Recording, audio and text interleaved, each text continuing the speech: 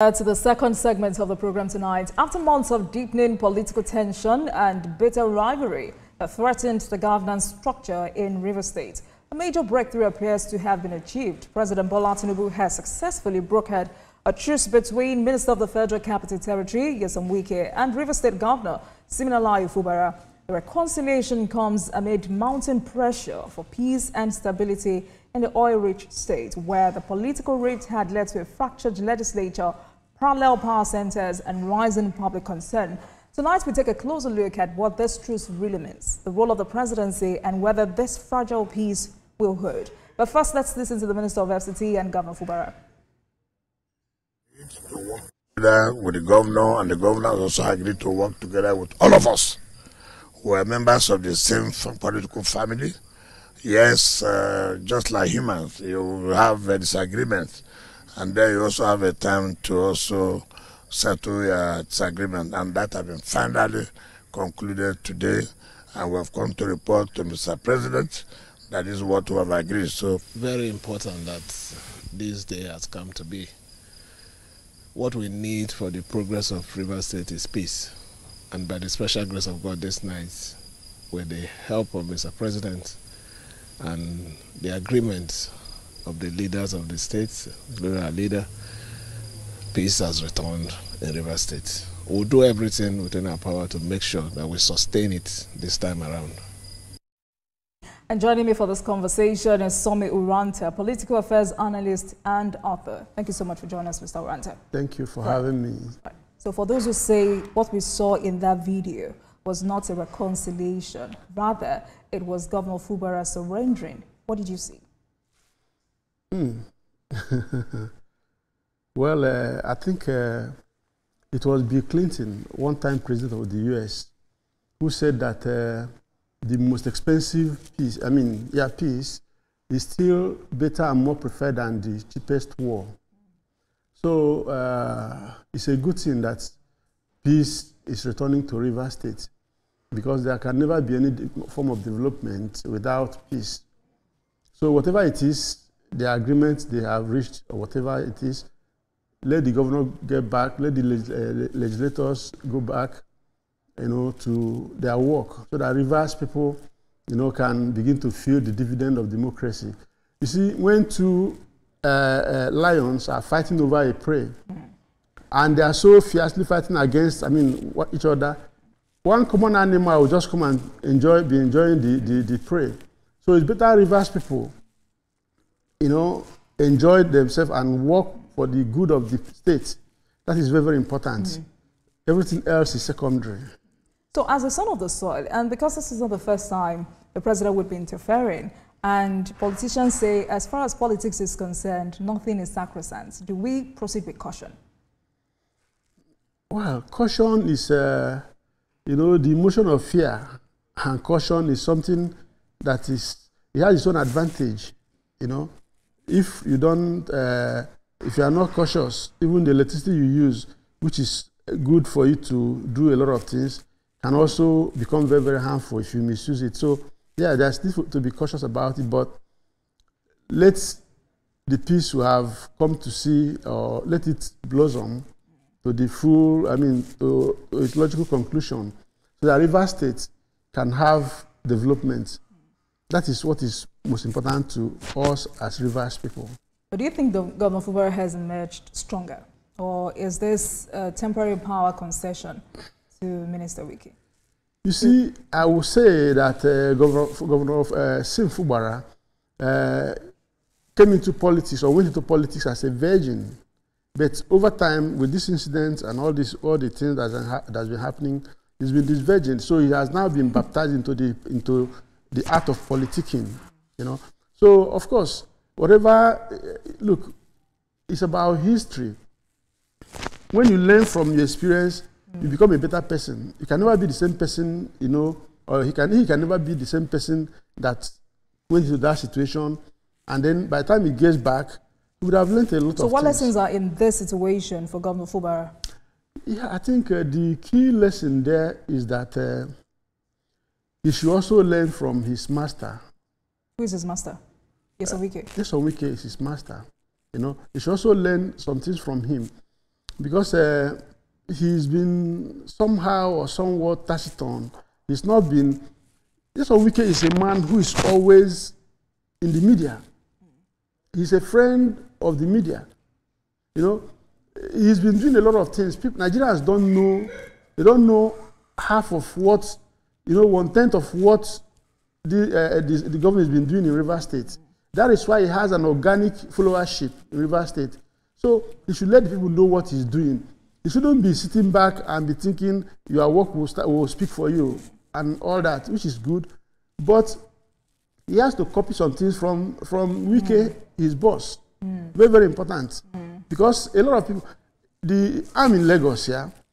I know that what's been happening, I see the views of people when they make comments about what's happening in Rivers State. You know, they are speaking, a lot of people are speaking from a place of ignorance. They don't know what's happening in Rivers State. This governor... So what's happening in Rivers State? This governor is a governor that has endeared himself to the people because of the kind of people-focused leadership he's been bringing to the, brought to the state. So his people like him? Very, very well. I said it's an organic followership. If he decides to move anywhere, to go and Rivers people will follow him.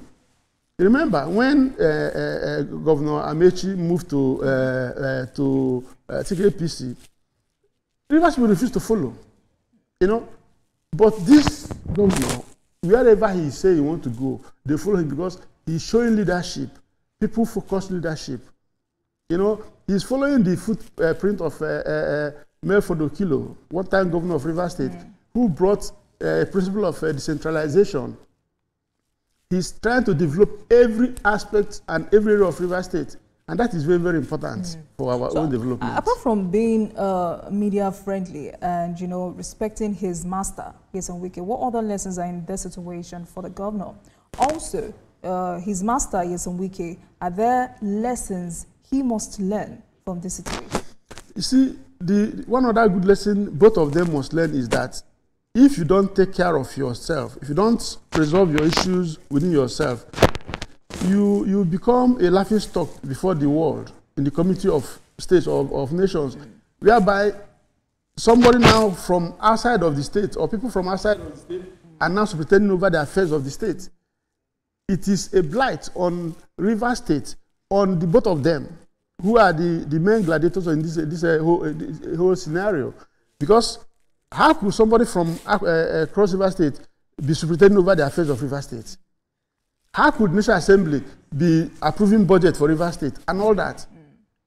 You see, it's because they allowed things to get to the point where they allowed ego and personal stuffs, you know, to take the center stage to the point that people now have to come and start, you know, mediating for them. Whatever is the issue, they could sit down and discuss it. But I'm glad that we are getting to the point where they will come back, and I'm sure that they would have learned a good lesson. But beyond Rivers State, what lessons does, you know, this political crisis and reconciliation offer for other states who are struggling with godfatherism, internal party strife? You know, the president, President Tinubu, I see him as the political octopus who has his, you know, it's everywhere. But what I will say is that we must preserve this democracy. We must preserve this democracy. In the first instance, there was no need for the state of emergency in Rivers State because Rivers State was peaceful. There was nothing wrong with Rivers State. But in the wisdom of the president, by the power, you know, vested in him by the Constitution, he went ahead to declare the state of emergency. Because why that happened... You thought the president should have continued to look while critical assets were being destroyed? No, there was no critical asset that was destroyed.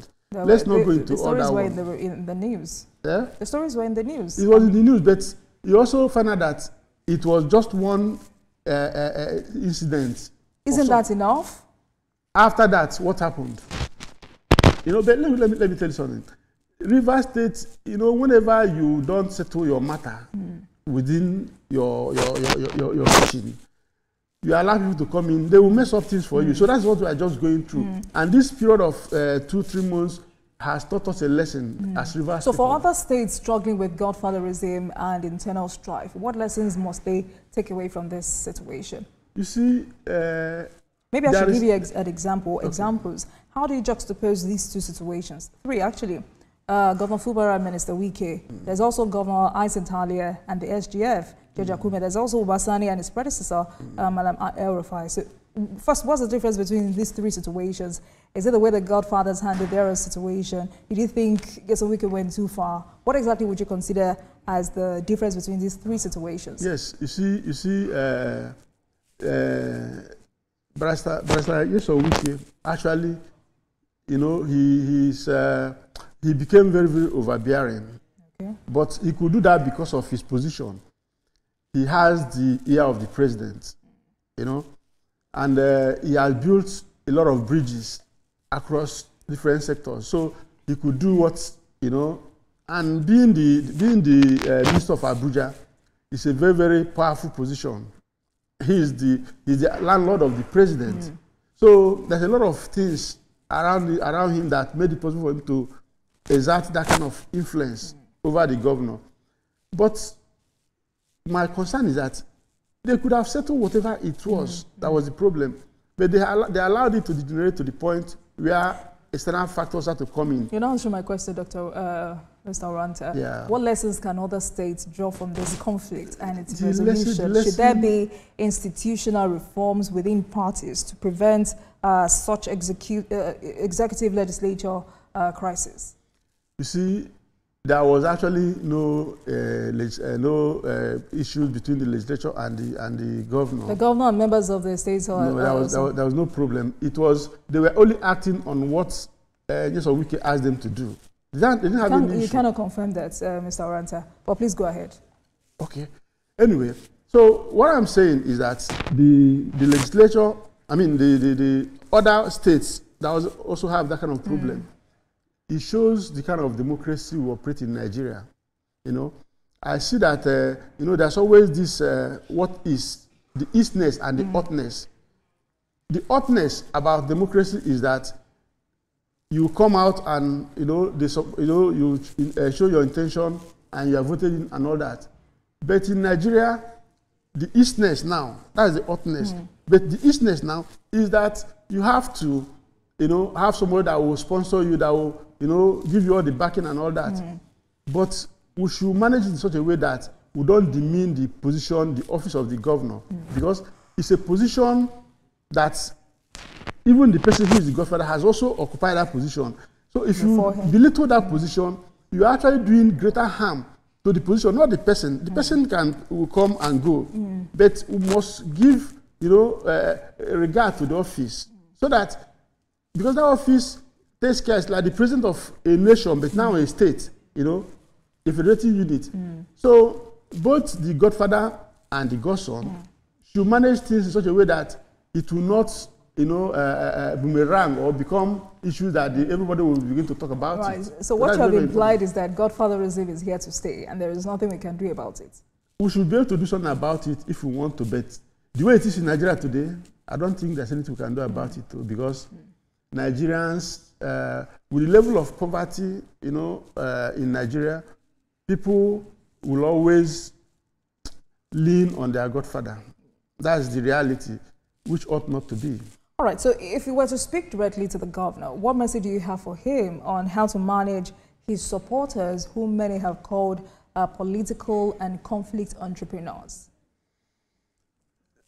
You see, the way you sound, somehow it's like you're feeling that the governor... No, what I mean is, there are many reports indicating that Governor Fubara is a gentleman who does not want chaos and conflict. Okay. But his supporters enabled the escalation of this crisis. So that's what I mean. What message do you have for him on how to handle his supporters? His supporters, you see, my concern is the way you are looking at his supporters as if, look, he has a very good support base. They make the two parties are always coming up with issues. This one will come and say this. The both parties, we should be addressing the both parties that they should mellow down, which they have mellowed down. When the governor came out the other time and he said, at that church service, that do you even think I'm interested? I'm tired. If you really look at me now, Am I not looking better than before? You know, that's mellowed down a lot of things. Those who are fighting, say, for him, they say, if the man, you know, when he even came out and said, look, we stand the president. All right.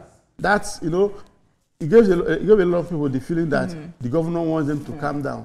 But we should not be looking at the supporters of the governor without thinking about the supporters of Yes on Wike as well. Okay. Because these are the two people who are, they have supporters. Yes. All right. Thank you. Thank you, Mr. Sobiranta. I mean, we hope that this political reconciliation will translate into real progress for the people. That's the most important. Exactly. Right. Thank you so much for joining us. Thank you. We appreciate you. All right. Thank you. And thank you very much for watching, everyone. That's our package tonight. And also, let's tell you that the views and reactions of our resource persons are theirs and have no connection with TVC News. Meanwhile, you can watch the repeat broadcast of this episode at 12:30 a.m. Get in touch with us on our social media handles, Facebook, Instagram, and X at TVC News NG and at Olajumoke. We're using the hashtag Politics Tonight. We're also on YouTube at youtube.com/TVC News NG. I am Olajumoke Olatunji. Have a great weekend.